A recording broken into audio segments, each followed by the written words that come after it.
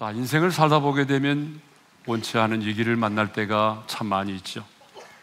아무리 평탄한 인생을 사는 사람도 인생을 살다 보게 되면 한두 번쯤의 위기를 만날 수 있습니다. 지금 우리가 생각하고 있는 족장 야곱의 인생도 마찬가지입니다. 야곱이 인생의 노년에 애굽의 왕 바로를 만났을 때에 이런 말을 하잖아요. 내가 험악한 세월을 보내었나이다. 이런 고백처럼 정말 고난과 위기 속에 점철된 인생을 살아온 사람이 바로 야곱이었습니다. 그런데 놀라운 사실은 야곱이 이런 인생의 위기와 역경을 만날 때마다 하나님이 개입하시고 역사하셨다는 사실입니다. 이쪽 동네 하면 안 한 분이 있기 때문에 다시 하겠습니다. 야곱의 인생 가운데 위기를 많이 만나는데 위기를 만날 때마다 하나님이 그 인생 가운데 개입하시고 역사해 주셨다는 사실입니다.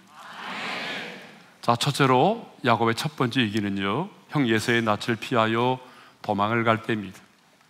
우리가 잘 아는 것처럼 야곱이 장자의 축복을 받아내기 위해서 아버지와 형을 속였어요. 형이 자신을 죽이려고 하자 급하게 도망을 가잖아요. 루스라고 하는 곳에 일어나는데 칠흑같이 어두운 밤입니다. 아무도 없이 홀로 그 빈 들판에서 차가운 돌을 베개 삼고 누워 있는데 죽음에 대한 공포와 내일에 대한 두려움이 몰려왔습니다. 이렇게 죽음에 대한 공포와 내일에 대한 두려움이 엄습해 올 때에 하나님이 찾아와 야곱을 만나 주셨어요. 그날 저녁 하나님은 야곱에게 이런 약속을 해 주셨습니다. 내가 너와 함께 있어 너를 지키며 내가 너를 이 땅으로 다시 돌아오게 하리라. 그리고 내가 반드시 너와 한 이 약속을 지키기까지, 내가 허락한 것을 이루기까지 너를 떠나지 아니하리라.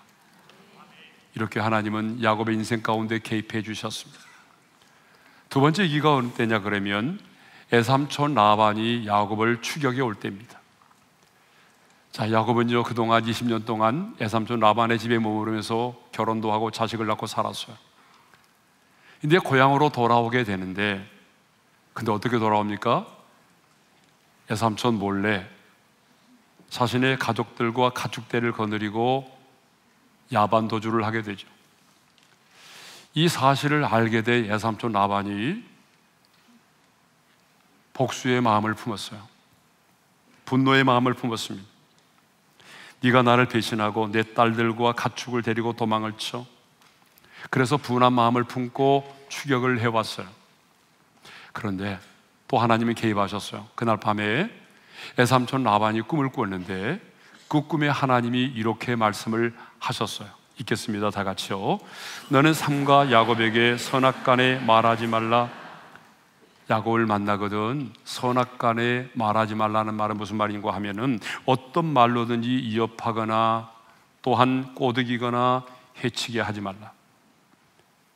그래서 애삼촌 라반은요 야곱을 만났을 때 해치지 않고 그리고 화해를 하게 됩니다. 세 번째 얘기가 언제입니까?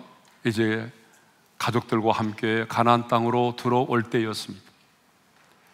설레는 마음을 가지고 고향으로 돌아오는데 예전에 자신을 죽이려고 했던 형 에서가 400인을 거느리고 자신을 향하여 오고 있다는 소식을 듣게 됐어요. 아니, 예전에도 자신을 죽이려고 했는데 지금은 400명의 군사를 거느리고 온다고 하니 이제 정말 잘못하게 되면 자기의 재산을 다 빼앗길 수도 있고 가족 전체가 몰살을 당할 수도 있는 위기였어요. 그런데 하나님은 그 사실을 미리 아시고 마하나임, 하나님의 사자들, 천사들을 보내서 야곱을 지켜주시고 보호하여 주셨습니다. 네 번째 위기가 뭐냐 그러면 우리가 얼마 전에 생각했던 그 야곱의 가족이 멸망할 위기에 처해 있을 때입니다. 자, 야곱의 외동딸 디나가 성읍에 나갔다가 그 세겜이라고 하는 추장 세겜에 의해서 강제로 강간을 당하게 되었습니다. 이 소식을 들은 야곱의 아들들은요 분노를 참지 못했어요. 그래서 복수를 했어요. 여러분 어떻게 복수를 했나요?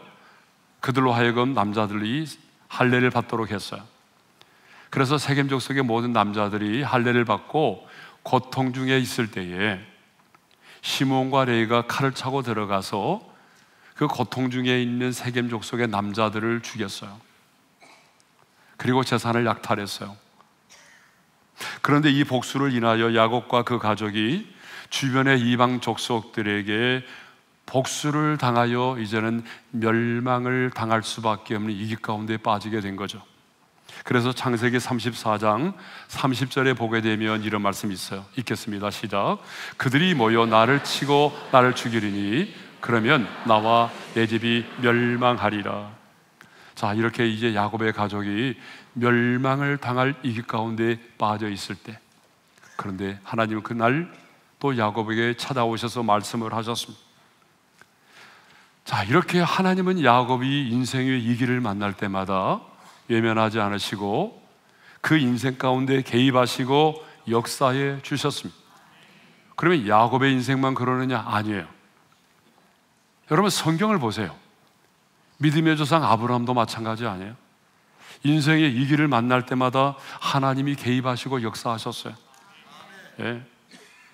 하나님의 마음에 합한 자였던 다윗도 마찬가지고요, 요셉의 인생도 마찬가지고, 하나님의 사람들은 모두가 한결같이 인생의 위기를 만날 때마다 하나님이 그 위기 속에 찾아오시고 역사해 주셨습니다. 우리 인생도 마찬가지입니다. 우리가 하나님의 자녀로 살아가는 동안에 인생의 위기를 만나게 되는데, 그 인생의 위기를 만날 때마다 하나님은 다양한 방식으로 우리 인생 가운데 개입하시고 역사해 주셨어요. 그래서 우리가 만난 위기가 도리어 기회가 되게 할 때가 얼마나 많았는지 모릅니다. 이렇게 복수로 인하여 야곱과 그 가족이 멸망할 위기에 처하여 있을 때에 하나님이 야곱에게 나타나셨습니다. 그리고 이렇게 말씀을 하셨어요. 자, 우리 말씀을 읽겠습니다. 시작. 일어나 베델로 올라가서 거기 거주하며 하나님께 거기서 제단을 쌓으라. 자, 그러면 왜 하나님은 야곱에게 다른 장소도 많은데 왜 베델로 올라가라고 말씀하셨을까요? 자, 그 이유는 거기서 제단을 쌓으라. 그 베델에서 하나님께 제단을 쌓도록 하기 위함이라는 거죠. 자, 그런데 야곱은 가족들과 자신과 함께하는 자들에게 베델에 올라가 하나님을 예배하기 이전에 먼저 스스로 너희 자신을 정결하게 하라고 말하죠. 예배하기 전에 해야 될 일이 하나 있는데 스스로 너희 자신을 정결하게 하라고 말했어요. 이 말을 들은 야곱의 가족들은요, 순종했어요. 그래서 자신들이 가지고 있었던 이방의 신상들과 우상의 형상에 새겨진 그런 귀고리들을 모아서 상수리 나무 아래 묻었어요. 그리고 제약된 습관을 끊어버린다라고 하는 의미에서 의복을 바꾸어 입었습니다. 이렇게 야곱과 그 가족들은요, 스스로 자신들을 정결하게 하고 예배를 드리기 위해서 드디어 베델을 향하여 출발을 하였습니다. 그런데 놀라운 일이 일어났습니다. 정말 놀라운 일이 일어났어요. 그게 뭐냐 그러면 하나님께서 그 사면 거울들로 하여금 크게 두려워하게 하셨다는 거예요. 그래서 야곱의 아들들을 추격하는 자가 한 사람도 없도록 하셨어요. 자, 5절의 말씀인데 읽겠습니다. 다 같이요. 그들이 떠났으나 하나님이 그 사면 거울들로 크게 두려워하게 하셨으므로 야곱의 아들들을 추격하는 자가 없었더라. 여러분, 얼마 전까지만 해도 가나안의 여러 이방의 족속의 사람들은 야곱의 아들들이 저지른 그 복수를 인하여 분노하고 있었습니다. 브리스 족속을 비롯한 가나안의 여러 족속들은 한결같이 우리가 이대로 물러설 수 없다. 우리는 이대로 물러설 수가 없어. 반드시 우리는 저들을 살려주면 안 돼. 우리도 야곱의 아들들에 대하여 복수를 해야만 돼. 여러분, 이렇게 복수의 칼날을 갈고 있었던 거죠. 그러니까 이제 한마디로 말하면 언제 보복 살인이 일어날 수밖에 없는 그런 위기 가운데 있었어요. 그래서 야곱의 가족들은요, 이 두려움 때문에 집 밖에 나오지 못하고 집 밖으로도 나오지 못하고 두려워 떨며 지낼 수밖에 없었던 거죠. 그런데 야곱과 그 가족들이 스스로 자신들을 정결하게 하고 하나님을 예배하기 위하여 베델을 향하여 출발하였을 때 아무도 그들을 추격하는 자가 없었다는 거예요. 아니, 그 반대의 상황이 일어났어요. 도리어 그 이방 족속들이 야곱의 가족들에 대하여 두려움을 가졌어요. 어떻게 군대가 야곱을 돕기 위해서 나타난 것도 아니잖아요. 어떤 군대가 야곱을 가족을 돕기 위해서 지금 나타났습니까? 해병대가 왔어요? 공수부대가 온 거예요? 아니에요. 그 많은 이방의 족속들이 소수에 불과한 야곱의 족속들을 도리어 두려워하게 된 거예요. 그런데 성경은 그 이유를 분명하게 밝히고 있어요. 자, 우리 5절의 말씀을 다시 한번 읽어볼까요? 시작. 하나님이 그 사명 거울들로 크게 두려워하게 하셨으므로 누가 그렇게 했다라고 말하죠? 입이 없어요? 왜 말을 못해요? 다시 한번요. 누가 그렇게 했다고 말씀하고 있어요? 하나님이 그렇게 하셨다는 거예요. 하나님께서 가나안 사람들의 마음속에 커다란 두려움과 공포심을 갖게 만들어 주었다는 거예요. 여러분, 야곱의 가족들은 가나안 사람들의 복수를 염려해서 두려워 떨고 있었는데 오히려 하나님은 가나안 사람들을 두려움에 떨게 만든 거예요. 도리어 야곱의 가족들에 대하여 그들이 두려워 떨었다는 거예요. 야곱의 가족들이 두려움의 대상이 되게 한 거죠. 근데 여러분, 성경을 보게 되면 이런 일들이 있어요. 하나님은 우리보다 언제나 앞서 행하시는 분이시죠. 앞서 행하시는 하나님께서요, 언제나 이런 일들을 많이 행하셨어요. 예를 들어볼까요? 출애굽한 이스라엘 백성들이 가나안 땅을 이제 정복하기 위해서 들어가야 되잖아요. 그런데 가나안의 정복에 앞서서 하나님은요, 그 가나안 땅에 살고 있는 사람들의 마음과 그 왕들의 마음 속에 하나님이 함께 하신 이스라엘 백성들에 대한 두려움과 공포를 미리 갖게 해주셨어요. 그래서 여호수아 2장을 보게 되면 정탐꾼이 여리고성에 들어갔잖아요. 근데 그 기생이 뭐라고 말하냐 그러면 그 여리고성 안에 있는 사람들의 마음의 상태를 말해 주었어요. 어떻게 해요? 이렇게 다 같이 읽겠습니다. 시작. 우리가 너희를 심히 두려워하고 이 땅 주민들이 다 너희 앞에서 간담이 녹나니. 그들이 두려워 떨고 있다는 거예요. 여러분, 여호수아 5장을 보게 되면요, 요단 서쪽에 있는 아모리 사람의 왕들과 해변에 있는 가나안의 여러 왕들이 하나님이 함께 하시는 이스라엘 백성들이 쳐들어온다는 소식을 듣고 이렇게 두려워 떨고 있었다라고 기록하고 있어요. 자, 여호수아 5장 1절의 말씀을 읽겠습니다. 다 같이요. 마음이 녹았고 이스라엘 자손들 때문에 정신을 잃었더라. 누가 이렇게 하셨을까요? 하나님이 하신 거예요. 가나안 정복에 앞서서 하나님은 그 땅에 살고 있는 사람들의 마음속에, 왕들의 마음속에 이런 두려움을 갖게 만들어 주었단 말이죠.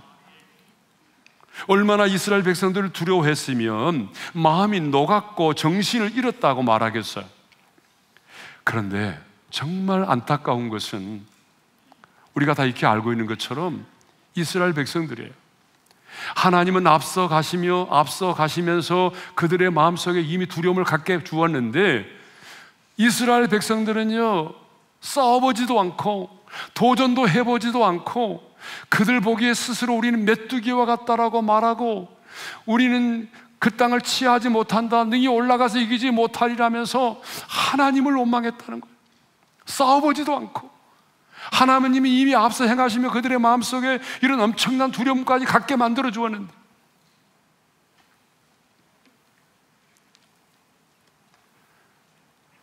하나님은 야곱의 가족들이 세겜의 삶을 청산하고 스스로 자신을 정결하게 하고 그 예배의 부르심에 순종할 때에 그 살기가 등등했던 주변의 사람들에게 심히 두려워하는 마음을 갖게 했습니다. 아니, 꼼짝하지 못하게 만들었어요. 그러므로 가나안의 여러 이방 족속들이 야곱의 가족들을 두려워하고 추격할 수 없었던 것은 야곱의 가족들이 강해서가 아니었어요. 숫자가 많아서가 아니었습니다. 전능하신 하나님께서 그들과 함께 하셨기 때문입니다. 여러분, 이것을 보게 되면 누가 강한 자입니까? 하나님이 함께 하시는 자입니다. 그래서 하나님은 기드온을 부르실 때에 큰 용사여, 여호와께서 너와 함께 계시도다라고 말을 했어요. 여러분, 여기서 큰 용사라고 하는 말이 무슨 말일까요? 자, 히브리어를 보게 되면 기보로 하일이라고 하는 말인데, 능력 있는 용사, 힘센 전사, 탁월한 사람이라는 말이거든요. 근데 우리가 아는 것처럼 기드온은요, 큰 용사와는 거리가 먼 사람이에요. 굉장히 소심하고 비겁한 사람이에요. 예? 어떻게 알아요? 그가 미디안 사람들이 두려워서 그 포도주 틀 안에 숨어서 자기 밀을 막 타작하고 있었잖아요. 그 정도로 소심하고 마음이 여리고 좀 비겁한 사람이에요. 그런데 하나님은 이렇게 소심하고 마음이 약한 자를 뭐라고 말하죠? 기드온을 향해서 큰 용사라고 말합니다. 왜 큰 용사라고 말씀할까요? 여호와께서 너와 함께 하시기 때문이라는, 하나님이 함께 하시면 큰 용사가 될 수 있다는 얘기죠. 무슨 말입니까? 아무리 소심한 사람도 하나님이 함께 하시면 큰 용사가 될 수 있습니다.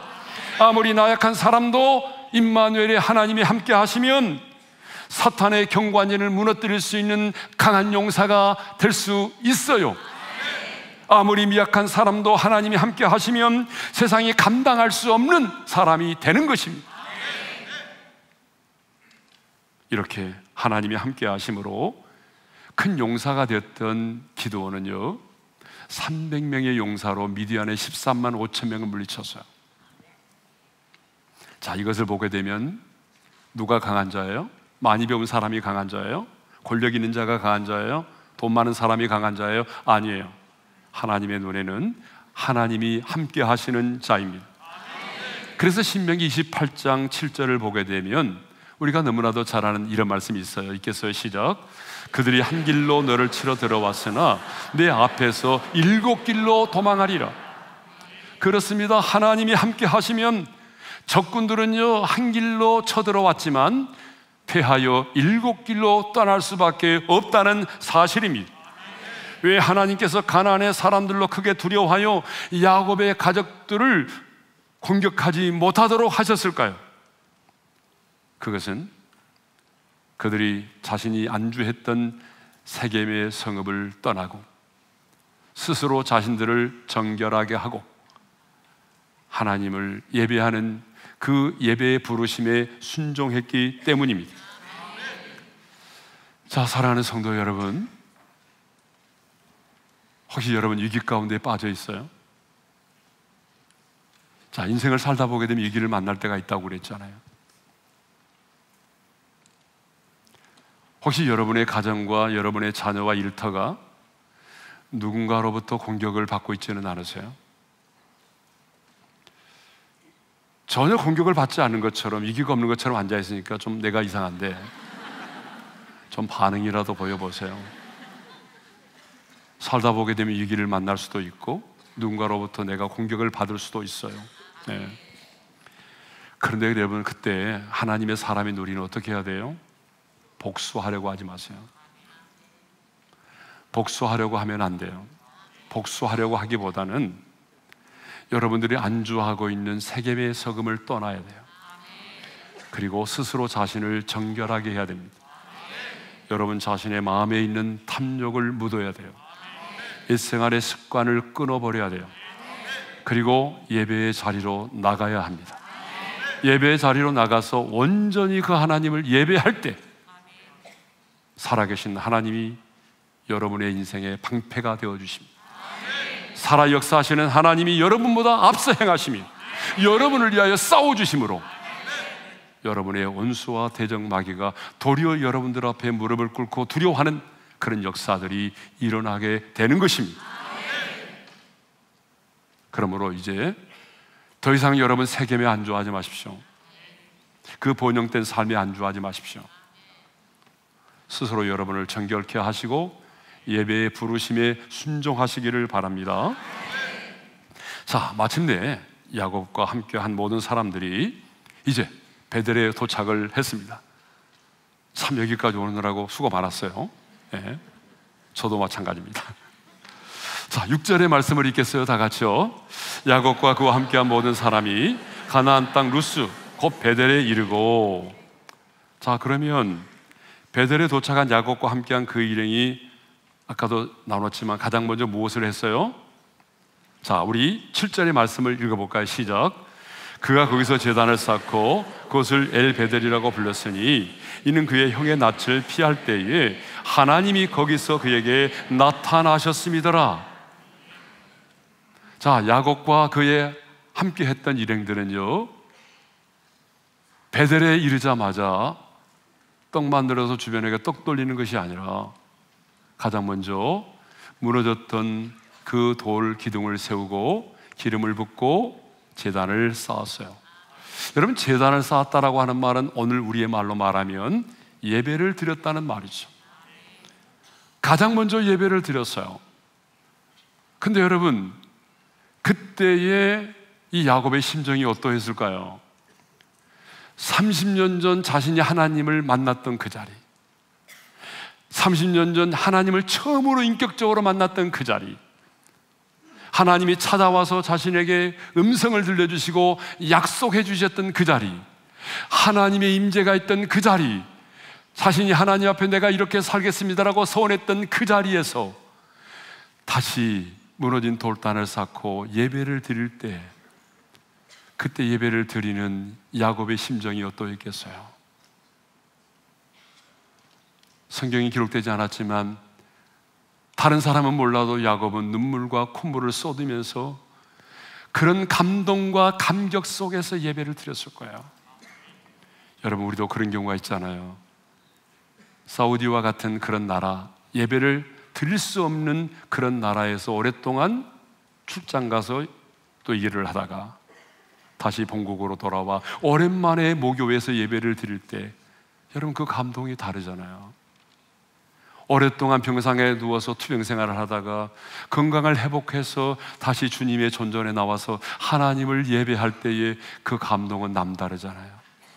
들어서는 순간 찬양의 소리가 들려올 때 가슴이 울컥하고 선포되는 말씀 한마디 한마디가 새롭게 주의 음성으로 다가오는 걸 우리 모두가 느꼈잖아요. 근데 지금 야곱이 그래요.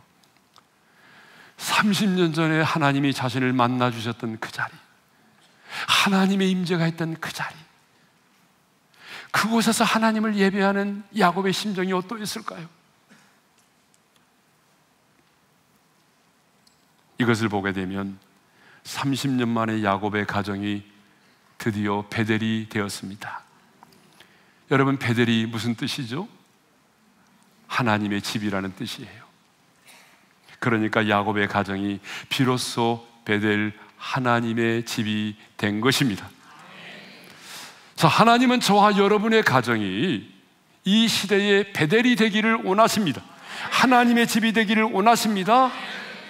여러분, 하나님의 사람들이 머물러 있는 우리의 가정은 단순한 주거의 공간이 아니에요. 우리의 공간은 주거의 공간을 뛰어넘어서 하나님이 임재하시는 하나님의 집이 되어야 할 것입니다. 찬양과 기도가 떠나지 않는 하나님의 임재가 있는 거룩한 장소가 되기를 바랍니다. 여러분, 하나님의 사람이 머물러 있는 우리의 가정과 하나님이 없이 살아가는 세상 속의 사람들의 가정과 여러분, 무엇으로 구별할 수 있을까요? 아파트의 평수로 구별할 수 있어요? 아니면 공간의 환경으로 구별할 수 있나요? 인테리어로 구별할 수 있어요? 우리 집에는 십자가가 있고 저 집에는 불상이 있고, 그것으로 우리의 가정과 세상의 가정이 구별될 수 있나요? 아니에요. 여러분, 그것으로 구별되는 게 아닙니다. 아파트 평수로 구별되는 게 아니에요. 하나님의 사람이 머물러 있는 하나님의 성도의 가정과 세상의 가정이 다른 것은 바로 하나님의 임재의 차이입니다. 하나님의 임재가 있느냐 없느냐의 차이란 말이에요.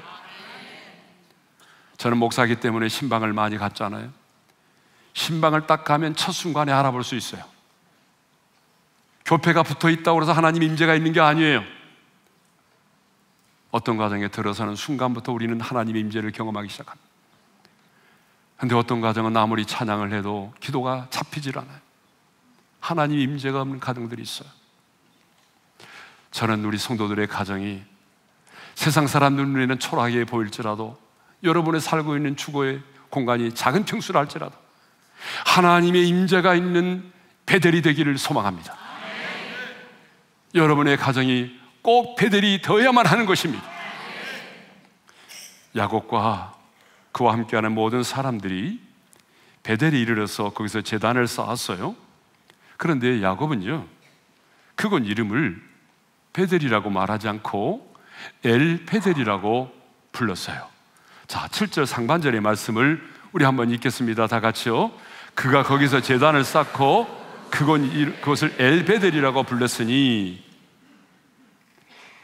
여러분, 30년 전 하나님이 자신에게 나타나 자신을 만나주시고 약속했던 그 장소,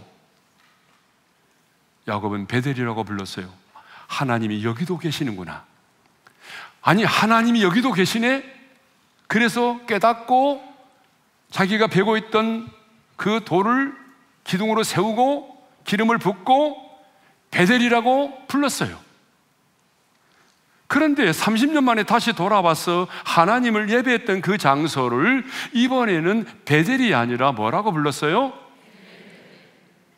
아니, 그건 입이 없어서 말을 안 하시는 거예요? 다시요. 엘베델, 엘베델. 자, 엘베델이 뭐냐면, 직역하게 되면 하나님의 집에 하나님이라는 거예요. 그래서 베델에 계신 전능하신 하나님이라는 의미를 담고 있어요. 그러니까 여러분 한번 생각해 보세요. 동일한 장소잖아요. 지금 동일한 장소인데 예전에는 베델이고 지금은 엘 베델이라고 불렀어요. 그러니까 30년 전에는 하나님이 이곳에도 계시는구나 라고 깨달아지는 순간에 그것을 하나님의 집이라, 그래서 베델이라고 불렀거든요. 그러니까 베델은 장소적 개념을 의미하고 있어요. 근데 이제 야곱은 베델이 아니라 하나님의 집의 하나님, 엘 베델이라고 불렀습니다. 이 말은 무슨 말인고 하게 되면, 장소와 공간에 대한 신앙의 고백이 이제는 하나님에 대한 신앙의 고백으로 바뀌어졌음을 말해주는 거예요.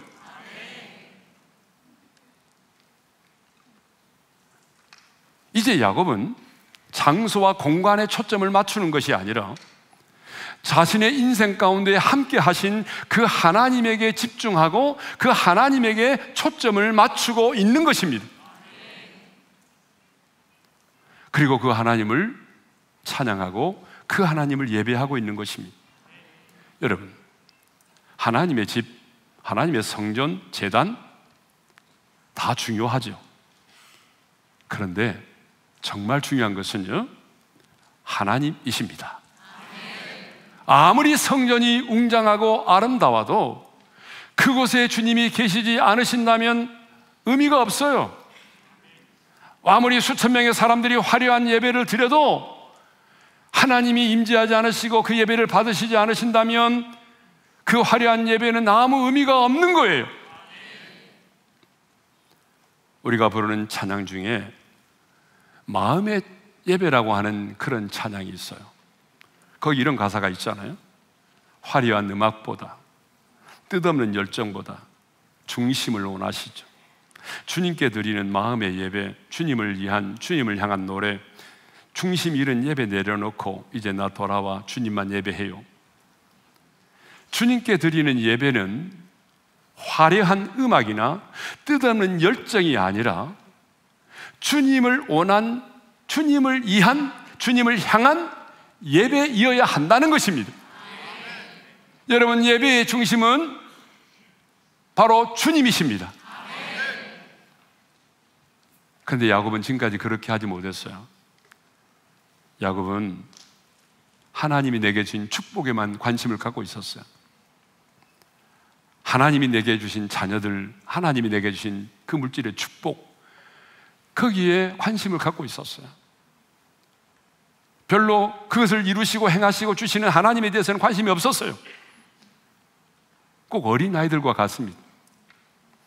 여러분, 어린아이들이 어때요? 선물을 주면요, 그 선물에만 관심이 있어요. 선물을 받는 순간에 쳐다보지도 않아요. 얼마나 신나게 그 선물만 갖고 노는지 몰라요. 그 선물을 주기 위해서 우리 엄마 아빠가 얼마나 수고하고 노력했는지 관심이 없어요.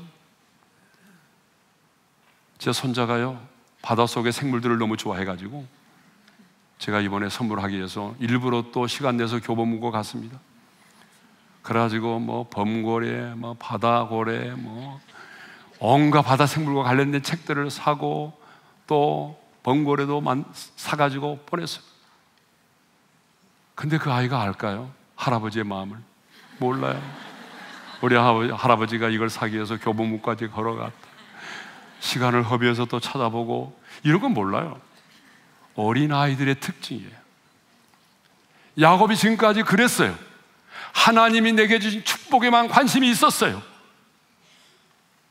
그런데 이제 야곱이 달라졌어요. 이제 야곱은 하나님이 주신 것도, 하나님을 위한 그 어떤 행위도 하나님보다 더 중요하지 않다는 사실을 깨닫게 된 거죠. 그래서 하나님만을 바라보며 하나님께 집중하기 시작을 했습니다. 그래서 제단을 쌓고 그곳 이름을 엘베델이라고 불렀던 거예요. 그런데 우리 성도들 중에는 아직도 어린아이들처럼 하나님이 아닌 하나님이 내게 주신 것에만, 하나님이 주신 복에만 관심을 갖고 신앙생활하는 분들이 있어요. 그러나 여러분, 우리가 하나님이 아닌 그 어떤 것에만 관심을 갖고 하나님이 내게 주신 것에만 관심을 갖고 신앙생활을 하게 된다면, 여러분, 우리의 신앙은 기복적인 신앙이 되고 말 거예요. 우리의 신앙은 형식화되고 마침내 하나님이 주신 그 물질과 그 모든 것들이 우리의 우상이 되고 말 것입니다. 그러므로 여러분, 우리의 신앙은 베델에서 출발했지만 엘베델로 나가야 합니다. 여러분, 신앙이 어릴 때는 베델에 하나님을 찾을 수밖에 없어요. 그렇지만 이제 우리의 신앙은 베델에 머무르는 것이 아니라 엘베델로 나아가야 할 것입니다. 물론 우리의 집은 여전히 베델, 하나님의 집이 되어야 합니다. 저는 다시 한번 간곡하게 여러분들에게 말씀드립니다. 여러분의 가정이 하나님의 임재가 있는 하나님의 집 베델이 되기를 소망합니다. 그러나 우리의 신앙만큼은 베델에 머무르는 것이 아니라 엘베델로 나아가야 할 것입니다. 지금까지는 하나님이 내게 주신 것에만 관심을 갖고 하나님이 내게 주신 그 축복만을 바라보며 살아왔다면, 이제는 나와 함께 하신 하나님, 나를 구원하신 하나님, 내 인생의 미래를 책임져 주실 소망의 하나님, 내 인생의 해답이 되시고 삶의 이유가 되시는 그 하나님, 그 하나님께 집중하고 그 하나님만을 의지하고 그 하나님만을 예배하는, 그리고 그 하나님과 동행하는 모든 성도들이 될 수 있기를 주님의 이름으로 축원합니다. 주신 말씀을 마음에 새기면서 찬양하겠습니다. 따스한 성령님, 따스한 성령님, 마음으로 보내요. 마음으로 보내 내 몸을 감싸며 주어지는 평안함, 만족함을 느끼네. 사랑과 진리, 사랑과 진리에 한 줄기 빛 보내 내 몸을 감싸며 주어지는 평안함, 그 사랑을 느끼네. 부르신 곳에서